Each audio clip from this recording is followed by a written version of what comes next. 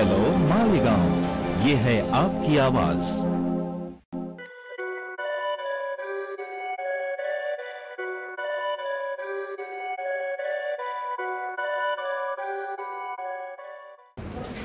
मालेगांव महानगर पालिका की सफाई कर्मचारी आयोग के अध्यक्ष के नाते आज मैं यहाँ आया हूँ। मालेगांव महानगर पालिका के आयुक्त हमारे सम्माननीय रविंद्र यादव साहब, इनके जो अधिकारीगण ने आज इतना अच्छा एक महत्वपूर्ण माहौल में जो मीटिंग हुई, इसमें एक निर्णय ऐसा लिया गया कि आवास की योजना के तहत डॉक्टर बाबा साहब अम्बेडकर श्रम साफल्य योजना के तहत जिस कर्मचारी को 25 वर्ष हो गया है उसको आवास देना है, ये गवर्नमेंट का परिपत्र है। तो इसका भी एक हल निकाल दिया गया है और एक इंजीनियर आपके कौन शहर अभियंता बच्चाओं साहब को इसमें नियुक्त करके इनको 2 महीने में इनको काम करने को दिया गया है। ये ज़मीन ढूंढ के वो कैसा काम करना वो सब सर्वे करके वो काम वो करेंगे। एक काम और इसमें तक महत्वपूर्ण सफाई कामगारों की आप देखेंगे आरोग्य के विषय में था कि इनको गंभीर बीमारी आज की तारीख में हो रही है। महंगाई के ज़माने के हिसाब से सब बीमारी, अगर अटैक भी आता है तो 5 लाख रुपए का विषय है, कैंसर हो रहा है, लंग्स खराब हो रहे हैं, ये सब पूरे महाराष्ट्र भर में मुझे देखने में आया। तो मैंने ऐसे 5-10 महानगर पालिका में लागू भी करा चुका हूँ। आवास योजना के तहत मैंने मकान भी बांट चुका हूँ।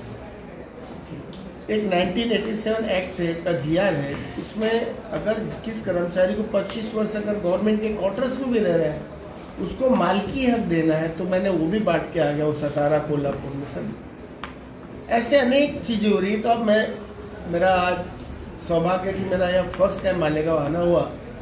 नासिक की मीटिंग में भी महानगर पालिका और कलेक्टर में बहुत सारे निर्णय अच्छे हुए, यहाँ भी अच्छे डिसीजन हो चुके हैं। तो ये सब चीज़ें मैं बता रहा हूँ इसके लिए कि आप इस सफाई कामगार को पुनर्वसन कैसा हो।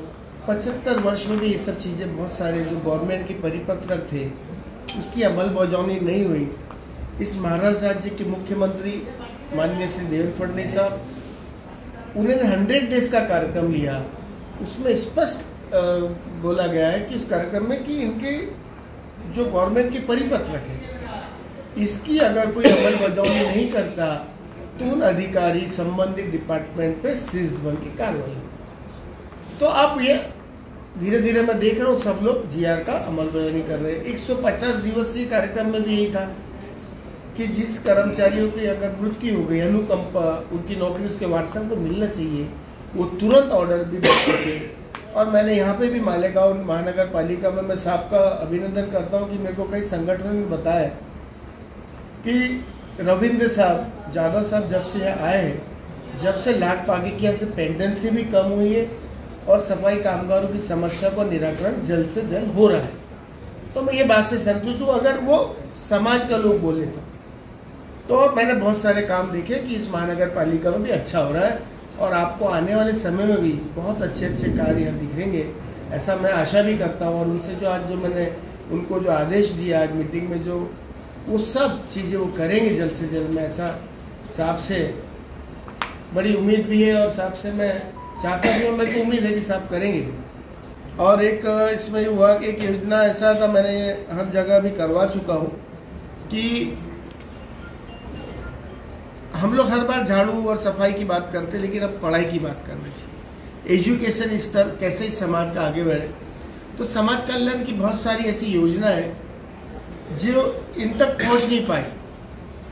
तो अब हमने एक निर्णय ले लिया कि समाज कल्याण की जितनी योजना है महानगर पालिका के साथ मिल के टाई अप करके ऑटोमेटिकली, तो ये निर्णय हो गया कि वो महानगर पालिका कैंप लगाएंगे, उसमें रमाई घरकुल योजना हो, उसमें बच्चों के एजुकेशन के लिए स्कॉलरशिप हो, उसमें फॉरेन स्कॉलरशिप के लिए हो, जैसे 5-7 योजना जो पूरी उनकी संबंधित है पढ़ाई की, वो लेने का भी यहाँ निर्णय हो गया कि उनको बच्चों का ऑटोमेटिक या डाटा बायोडाटा आ जाएगा, उनका ऑटोमेटिक वो भी हो जाएगा। और उसमें एक बहुत ये था गंभीर विषय था कि 1 साल की हट का भी विषय आया था कि अपना गवर्नमेंट का GR आ गया कि इनको आप 1 साल की हट जो एप्लीकेशन की थी हटा दिया जाए GR के मुताबिक। लेकिन कुछ टेक्निकल इन लोग को समझ नहीं आ रहा, तो बात क्लियर होगी की उसमें लिखा है की 1 साल की अट समापित कर अपने स्तरवर कार्रवाई करायचा, वो साहब के ऊपर है। तो साहब को हमने सब बता दिए, वो जीआर पे भी हो गया। एक बड़ा निर्णय ये हुआ है, 2016 का सामान्य प्रशासन का जीआर है कि सफाई कामगारों को भी शासकीय छुट्टी पूरी मिलना चाहिए, जो मिलती ये मिल नहीं रही। हमने साहब को जीआर दे दिए, वो विषय जहाँ हमने लागू भी करा दिए सब जगह, उसका भी हमने दे दिए जो महानगर पालिका में हुआ। तो साहब ने बोला कि ये हमको तो विषय नहीं, हम ये भी निर्णय ले लेंगे। अब इनको जो भी 24 छुट्टी होती है, अगर ये त्यौहार के दिन ईद हो या दिवाली हो, अगर कामगार ड्यूटी पे जाएगा तो उसको डबल पेमेंट मिलेगा, ये निर्णय भी। पर सेफ्टी के लिए नमस्ते भारत के तहत भारत सरकार की योजना है, उसके तहत सेफ्टी किट वितरण है। कुछ किट इन लोग ने बांटे, कुछ किट आने वाले हैं, वो भी है। और परचेसिंग का तो हमने विषय नहीं रखा, अगर आपको सेफ्टी किट देना तो हर जगह मैं बोल रहा हूँ कि डीबीटी डायरेक्ट बैंक अकाउंट में किया जाए, परचेसिंग में गडबड होती है। जे सफाई कर्मचारी पूर्वी जे महापालिकेचे होते त्यांना अजून देखील बऱ्याच कर्मचाऱ्यांना कायम केलं नाही, किंवा जे 2-4 वर्षापासून काम करतात त्यांना ठेकेदाराकडे वर्ग करण्यात आले नाही। अगर जिस कर्मचारी को, देखिए रूल है, अगर 240 दिन हो गए, 240 दिन सुनिए, महानगर पालिका में अगर वो डेली वेजेस पे काम कर रहा है, गवर्नमेंट का जीआर है, उसको नियमित करना। अगर ऐसा कोई प्रकरण होगा तो हम करवाएंगे। ठेकेदार पद्धत, अगर उसका पेमेंट ठेकेदार दे रहा होगा तो ठेकेदार का है। अगर महानगर पालिका अगर उसका पेमेंट कर रही है डायरेक्ट, तो महानगर पालिका। आउटसोर्सिंग में उसका रूल नहीं है, लेकिन किमान वेतन देना चाहिए, ये बात तो हमने हर जगह बोली, यहाँ पे। आप सबका बहुत बहुत धन्यवाद, नमस्कार। हेलो मालेगांव, ये है आपकी आवाज।